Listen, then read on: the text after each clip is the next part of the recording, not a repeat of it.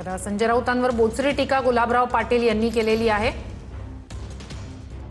राऊतांनी सूत्र स्वीकारल्यापासून पक्षाची अधोगती झाली असं गुलाबराव पाटील यांनी म्हटलंय। खासदार फुटीच्या चर्चांच्या पार्श्वभूमीवर गुलाबराव पाटील यांची ही टीका। पांढऱ्या पायाचा माणूस आहे, म्हणजे आपण पाहिलं असेल की हा याने ज्या दिवसापासून सूत्र स्वीकारली त्या दिवसापासून अधोगतीच लागलेली आहे।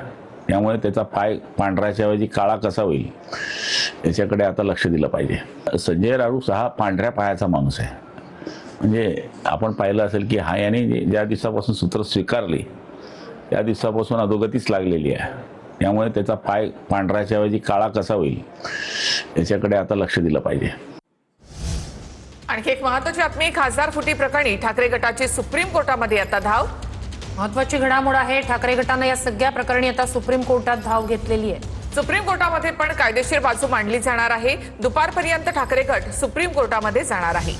लोकसभा अध्यक्षांनी फुटीर गटाला एकीकडे मान्यता दिल्याची बाब समोर येते, दुसरीकडे सुप्रीम कोर्टाने हस्तक्षेप करत व्हिपचं पालन व्हावं यासाठी सूचना द्याव्या यासाठी आता ठाकरे गट सुप्रीम कोर्टात धाव घेणार आहे।